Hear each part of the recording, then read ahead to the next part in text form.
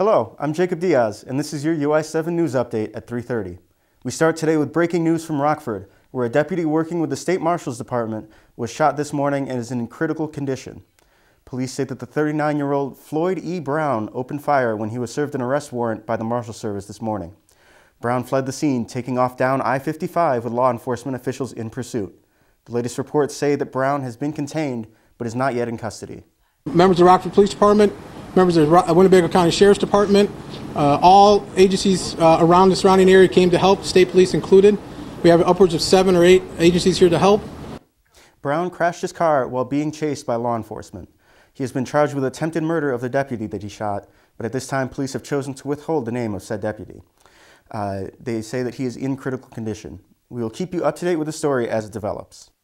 Today, a federal judge is scheduled to sentence Paul Manafort for 2 counts of bank fraud, 5 counts of tax fraud, and 1 count of failing to declare a foreign bank account. The jury has yet to reach a unanimous decision on the 10 other charges. He could face up to 24 years in prison, along with millions of dollars in fines. Going from national news to what's going on here in Champaign-Urbana, as Mother Nature reminded us this week, it is still winter. Although looking ahead, things might just be starting to change. We've seen some snow here in Champaign-Urbana today with a high temperature of around 30 degrees. Tonight, temperatures are going to get down to around 28, but they'll warm up into the 40s this weekend. But expect to see some rain, which could get here as early as Friday evening. Just 2 games remain for the Illini men's basketball team, and tonight could be one to remember for many reasons.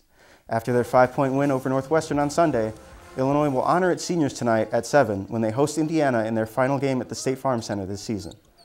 Aaron Jordan will be one of 3 seniors honored, but he's the lone scholarship senior recognized who spent all 4 of his years of eligibility as an Illini. His 10-rebound performance against the Wildcats moved Illinois a step closer to a Big Ten tournament bye and got Coach Brad Underwood talking about his guys as more than basketball players. But it's improvement. And when guys improve, as a coach, that's all you can ask for. And then when you got really good human beings on top of it, man, I go to bed every night with a smile on my face and looking forward and eager to the next day. The Illinois players hope to keep that smile on Brad Underwood's face, as a win tonight against the Hoosiers will give Illinois a first-round bye in the Big Ten tournament next week in Chicago. The Illini haven't had a bye in the conference tournament since 2017 when they were the 9th seed. With 2 games to go in the regular season, Illinois can get as high as the 7th seed, but as low as the 12th among the 14 Big Ten schools. Yesterday was Ash Wednesday, the start of Lent for those of the Christian faith. But every year before the solemn times begin, the people of New Orleans throw one last lavish gala on Mardi Gras, or Fat Tuesday. CNN's Omar Jimenez was in the Big Easy to take it all in. Fat Tuesday in New Orleans. There is nothing like it. It's the culmination of a carnival season that began back in January, and people have been partying ever since. They've also been parading. More than 10 parades marching through New Orleans streets, including the Rex crew. Crews put on parades, and Rex reigns as the king of carnival. Mardi Gras is a funny entity in that it is very satirical in nature, and we are essentially celebrating the freedoms we have in this country by, in a way, making fun of the old European traditions of a monarchy. We have a guy that is a good friend and a civic leader, and we make him king for a day.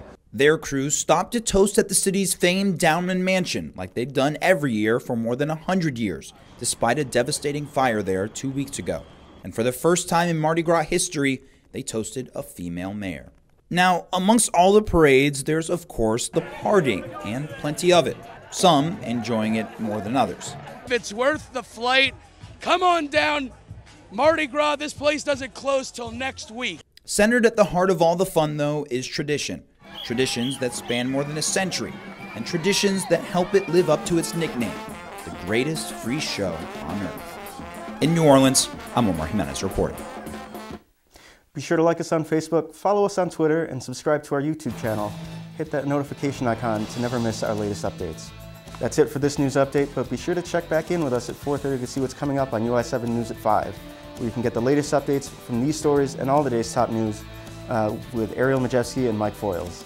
For UI7 News, I'm Jacob Diaz. Have a good rest of your afternoon.